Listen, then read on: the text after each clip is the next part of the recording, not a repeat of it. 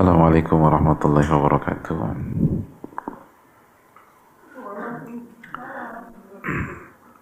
Bismillahirrahmanirrahim. Alhamdulillahirabbil alamin. Hadirin yang Allah muliakan, alhamdulillah kita bersyukur kepada Allah Subhanahu wa taala atas segala nikmat dan karunia yang Allah berikan dan Allah limpahkan kepada kita. Sebagaimana salawat dan salam semoga senantiasa tercurahkan kepada junjungan kita Nabi kita Muhammadin sallallahu alaihi wasallam beserta para keluarga, para sahabat dan orang-orang yang istiqomah berjalan di bawah naungan sunnah beliau sampai hari kiamat kelak. Amin ya rabbal alamin. Teman-teman sekalian yang Allah muliakan, hidup itu isinya kalau tidak keberhasilan atau maka kegagalan.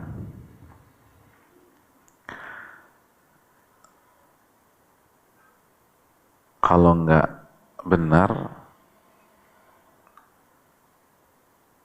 maka kesalahan.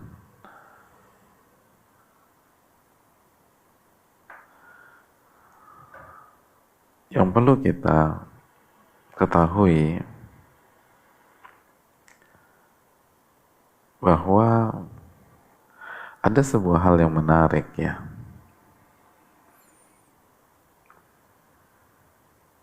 Bahwa pergulatan di dalam Al-Quranul Karim ketika Allah Subhanahu wa ta'ala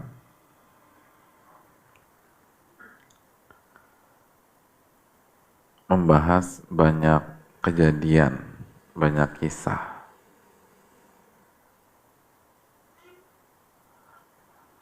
ternyata pergulatan antara para nabi dan rasul melawan musuh-musuhnya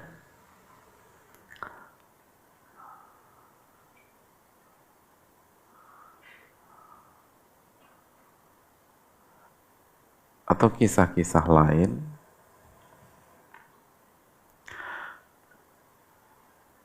itu bukan sebatas benar atau salah. Bukan sebatas benar atau salah. Coba kita lihat kisah yang paling banyak mengisi surat-surat atau ayat-ayat Al-Quranul Karim. Kisahnya Fir'aun dan Nabi Musa.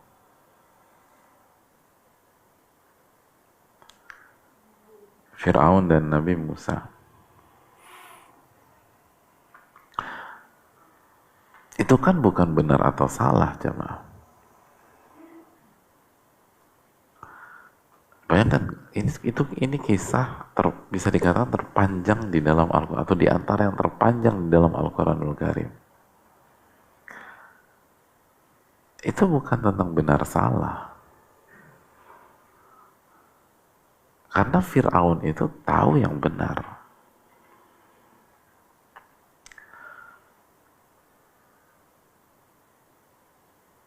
Tahu Nabi Musa itu benar. Teman-teman, kita tahu bersama ketika Fir'aun itu tenggelam di Laut Merah dan akan meninggal dunia, dia kan bilang dalam surat Yunus ayat 90, amantu annahu la ilaha illalladzi amanat bihi banu Israel wa ana minal muslimin. Aku beriman bahwa tidak ada sesembahan yang berhak disembah kecuali yang diimani oleh Bani Israel. Tahu, ternyata yang benar itu Bani Israel. Yang benar itu Nabi Musa.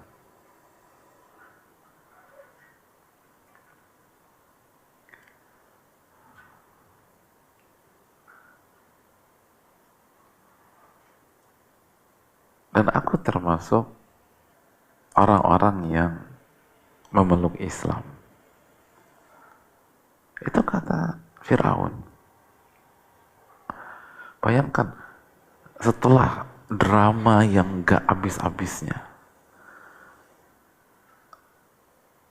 setelah dari tukang sihir, terus penolakan, dialog, bahkan tukang sihirnya yang beriman disalib sama Firaun, terus pertentangan, lalu akhirnya pengejaran, mentok-mentoknya amantu annahu la ilaha illalladzi amanat bihi banu Israel.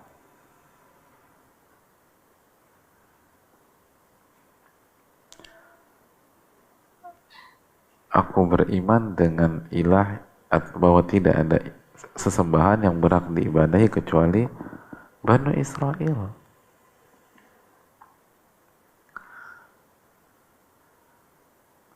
Dan itu benar, karena kalau intinya benar atau salah, nggak mungkin ada ribut-ribut. Kalau intinya benar atau salah, Nabi Musa tinggal minta waktu 15 menit aja sama Firaun. Nih, Firaun, saya jelasin ya. Gini loh, pola yang benar tuh begini, kita harus beriman sama Allah, beriman, jelas, beriman, selesai masalah. Ngapain sampai ribut-ribut?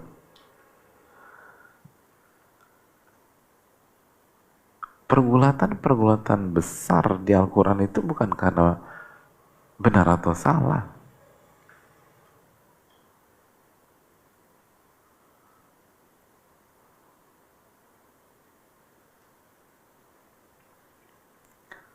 Masih ingat kisah Yusuf?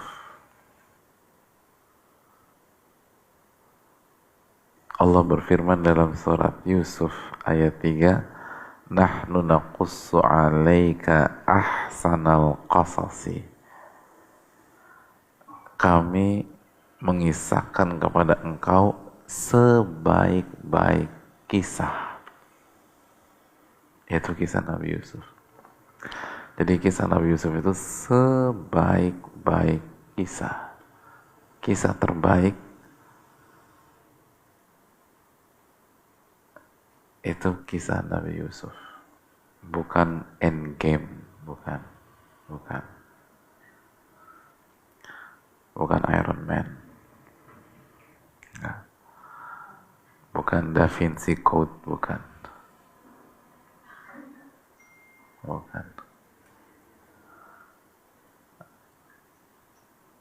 Kisah terbaik itu kisah Nabi Yusuf. Jadi bukan, apalagi Cinderella, bukan Cinderella. Tapi kita lihat, nah, coba kita lihat cuplikan-cuplikan kisah Nabi Yusuf. Itu kan bukan tentang benar salah. Emangnya kakak-kakak Nabi Yusuf nggak ngerti bahwa membuang adik adalah sebuah kesalahan dan nggak benar? Enggak kan, mereka tahu itu. Makanya nggak ada argumentasi. Nggak ada ceritanya kakak-kakak Nabi Yusuf bilang ke Nabi Yakub, wahai ayah, kita nggak ngerti ngebuang adik tuh hukumnya haram. Nggak ada kan. Semua orang tahu ngebuang adik hukumnya nggak boleh, tapi adiknya dibuang tuh. Adiknya dibuang.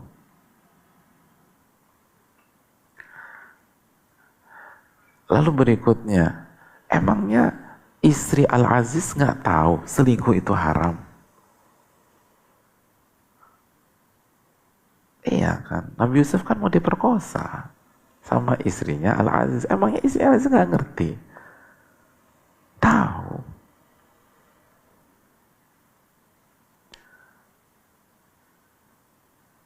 tahu itu hukumnya haram.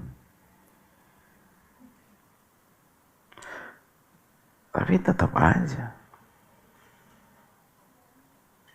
Lalu ketika Nabi Yusuf di penjara, emangnya itu tentang benar atau salah? Enggak, dizolimi. Dan mereka tahu nggak boleh memasukkan Nabi Yusuf ke penjara, haram hukumnya.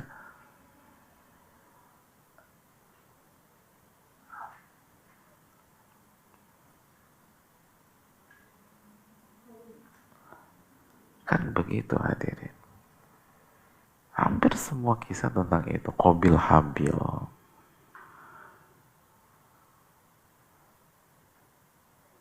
Hampir semua kisah besar. Hampir semua kisah besar itu bukan tentang halal haram. Iblis ketika nggak mau sujud sama Adam,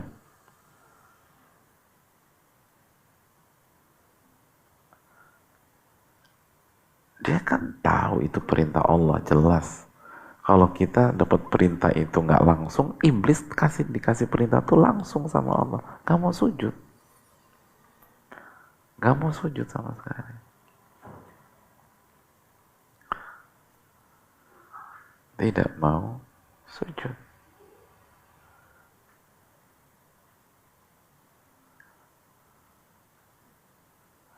Kisah Nabi Lut dan kaumnya plus istrinya, bayangkan istri Nabi nggak mau taat. Itu kan bukan benar salah. Dan artinya mereka tahu mereka salah, tapi tetap dikerjain.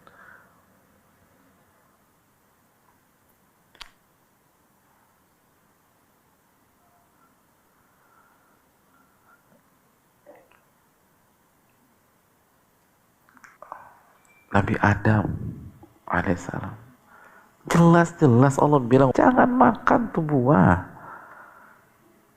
Selainnya terserah mau diapain deh, mau dimakan, mau dirujak, mau dibuat gado-gado, mau dibuat sop buah, mau dibuat apapun terserah, tapi jangan yang ini nih, kan gitu kan. Itu jelas banget, ini bukan tentang benar salah. Jangan makan nih buah, terserah yang lain deh. Yang diincar itu juga. Oleh karena itu, teman-teman sekalian, ini harus kita renungkan.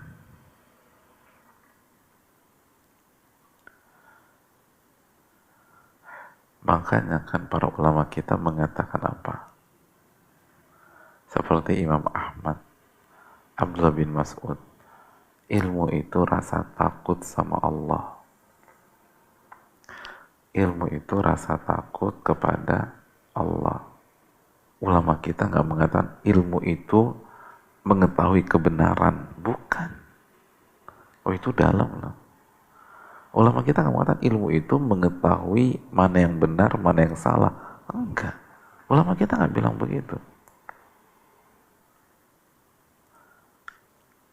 Tapi ulama kita bilang ilmu itu rasa takut sama Allah. Prinsip ini kan nggak ada di ilmu dunia. Mana di ilmu dunia bilang gitu? Tapi ilmu itu rasa takut sama Allah. Bukan tahu benar tahu yang salah. Karena mereka ngerti kehidupan. Dan inilah uniknya agama, keunikan ilmu agama. Ini seringkali bukan tentang benar salah. Ini tentang takut apa enggak sama Allah. Ini tentang tunduk apa enggak sama Allah. Teman-teman, kalau hidup itu intinya benar salah, itu insya Allah gampang lah. Insya Allah hidup itu akan lebih simpel dari sekarang. Semua masalah rumah tangga, kalau intinya mengetahui benar salah, selesai. Ya Allah, cuma 5 menit lah. Kita nggak perlu debat-debat macam-macam. Tinggal kasih tahu mana yang benar, mana yang salah. Tapi emangnya hidup sesimpel itu? Enggak. Teman-teman dibully karena tidak bisa dengar tuli. Emangnya yang ngebully teman-teman nggak ngerti? Ngebully orang hukumnya nggak boleh? Kan gitu aja, simpel. 100% yang ngebully kita, nyinyir kita karena kita nggak bisa mendengar, itu tahu nggak boleh nyakitin perasaan orang. Walaupun nggak pernah belajar di TPA, walaupun nggak pernah ikut kajian, tahu lah. Itu nilai-nilai universal. Tapi tetap ngebully kita. Ini menunjukkan bahwa hidup itu bukan sebatas tahu benar, tahu salah. Nah ini penting buat kita semua. Pentingnya apa Ustaz? Yang pertama adalah hendaknya kita tidak hanya fokus pada benar dan salah. Atau tidak hanya fokus sebatas tahu benar atau tahu salah. Tapi lanjut terus. Bagaimana menjadi hamba. Hamba itu yang paling penting.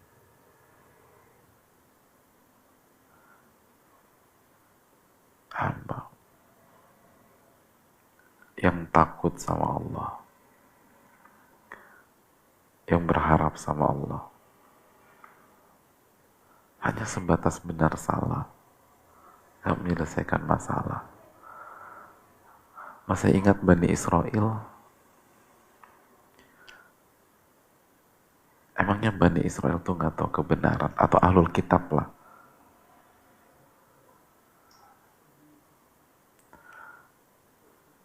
Allah yang mengatakan dalam surat Al-Baqarah ayat 146, alladzina atainahumul kitaba ya'rifunahu kama ya'rifuna abna'ahum. Orang-orang yang kita kasih Alkitab, kitab suci, itu mengenal Rasul SAW sebagaimana mereka mengenal anak-anak mereka sendiri. Jadi mereka ngerti. Wa inna fariqam minhum la yaktumuna al-haqqa wa hum ya'lamun. Namun sebagian dari mereka menyembunyikan kebenaran sedangkan mereka tahu kebenaran itu sendiri, tapi disembunyiin. Oleh karena itu, teman-teman sekalian, kita ini belajar bukan biar tahu. Karena sebatas biar tahu, biar ngerti, itu nggak menyelesaikan masalah kehidupan. Kita ini belajar biar jadi hamba. Nah, itu. Teman-teman, tanamkan hal itu.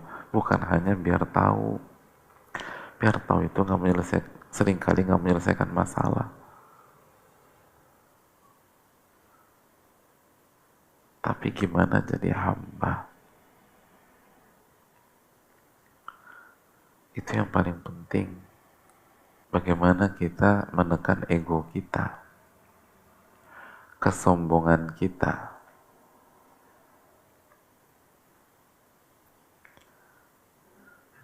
hawa nafsu kita. Nah itu hawa nafsu, ego.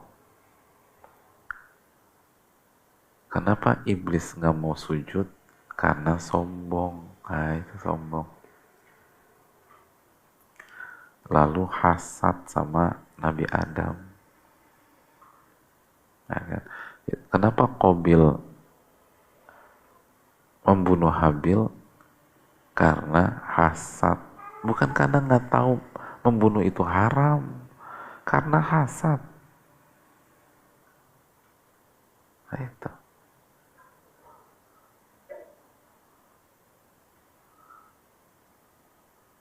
Kan begitu. Kenapa Nabi Yusuf dibuang sama kakak-kakaknya? Lagi-lagi karena hasad. Nah itu karena hasad. Kenapa istri Al-Aziz ingin selingkuh dan berzina dengan Nabi Yusuf? Karena nafsu. Bukan karena nggak ngerti. Karena hasad, karena nafsu. Nabi Yusuf dibuang, hasad. Istrinya Al-Aziz ingin berzina dan selingkuh sama Nabi Yusuf, nafsu. Nabi Yusuf dipenjarain, nafsu juga. Nafsunya apa? Ya nafsu. Ingin menyelamatkan diri, jadi Yusuf harus disingkirkan. Karena malu kan.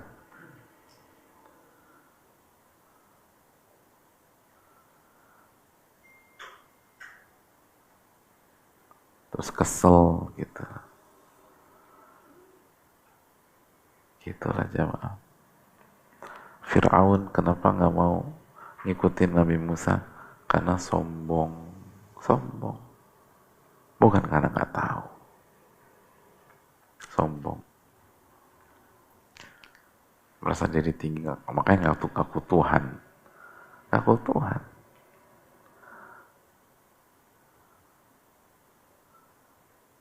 Semua demikian. Yahudi kenapa nggak mau beriman dengan ajaran Nabi SAW? Karena hasad. Kenapa wahyu turun ke orang Arab? Kenapa nggak ke kita Bani Israel? Bukan nggak tahu kebenaran, mereka tahu tadi ayatnya. Mereka kenal Nabi sebagaimana mereka kenal anak-anak mereka sendiri. Karena di kitab suci mereka tuh ada kriteria atau sifat-sifat Rasul SAW. Kenapa nggak mau beriman? Menyembunyikan dan hasad. Harusnya di kita dong, kenapa di dia? Bangsa Arab kan nggak punya peradaban apapun. Mas, orang Arab kan rendah, beda sama kita. Akhirnya nolak. Ini yang harus kita camkan teman-teman. Yang kedua, kita jangan minder ngadepin orang yang lebih tahu dari kita. Nah ini kan sebagian teman-teman tulis suka minder. Sebagian teman-teman tulis suka minder. Kenapa mindernya? Karena merasa terbelakang. Betul nggak? Iya kan? Merasa nggak kalah dalam prestasi. Nah itu. Nah kita tuh jangan minder teman-teman. Jangan minder. Karena inti hidup tuh bukan benar salah atau tahu apa enggak. Inti hidup itu gimana jadi hamba. Itu sejarah udah membuktikan. Mungkin kita nggak sepintar orang normal. Bukan karena kita bodoh, tapi karena akses data kita terbatas.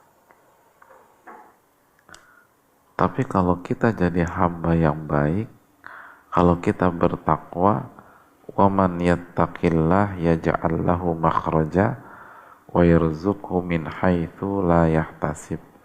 Barang siapa yang bertakwa, Allah akan berikan solusi dan Allah akan berikan rizki dari arah yang tidak ia duga-duga. Gitu. Jadi jadi hamba dan bertakwalah. Jangan minder. Yang lain tahu, aku nggak tahu. Aku ini terbelakang. Enggak.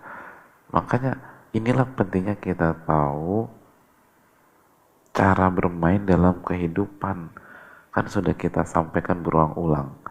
Dalam kehidupan itu kita nggak harus jadi yang paling cerdas, nggak harus jadi yang paling kuat, tapi dalam kehidupan kita harus tahu cara bermain. Nggak harus jadi paling cerdas.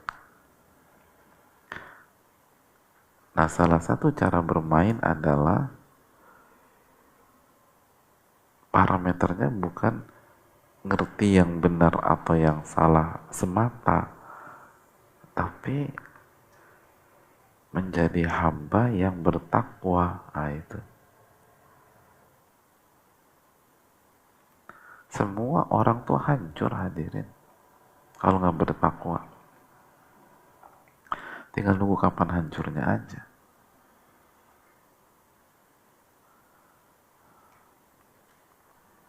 Yang berikutnya, jamaah sekalian, yang bisa kita petik dari kaidah ini,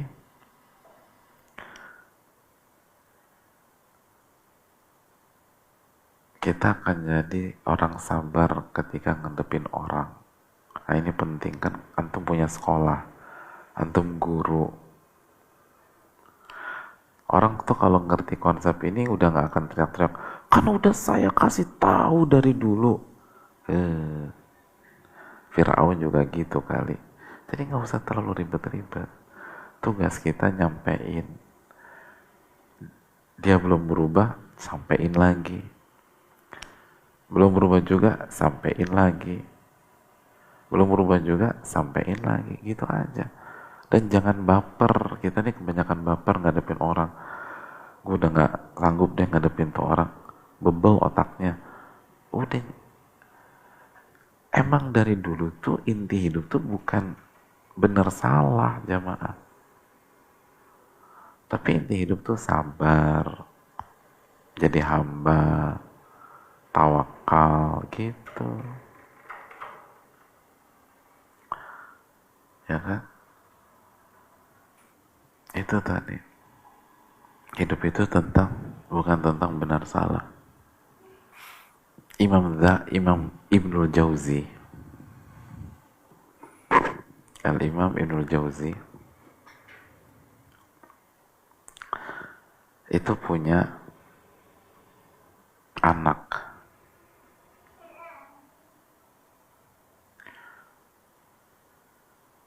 Namanya Ali, Abul Qasim Ali. Abul Qasim Badruddin Al-Ali. Pernah anda dengar nama Ibnul Jauzi nggak, teman-teman sekalian? Ibnul Jauzi.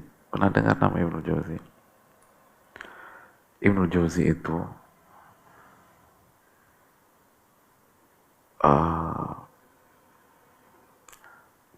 salah satu ulama terbaik dalam memberikan nasihat. Salah satu ulama terbaik sepanjang masa dalam memberikan nasihat. Itu kalau kasih nasihat jagonya minta ampun. Beliau hidup di tahun 500-an. Lahirnya tuh tahun 519.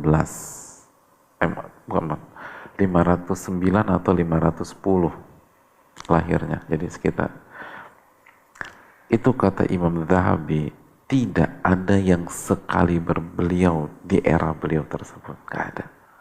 Itu jagonya minta ampun. Jago. Itu kalau kasih nasihat menyentuh banget deh. Orang senang sama nasihat beliau tuh.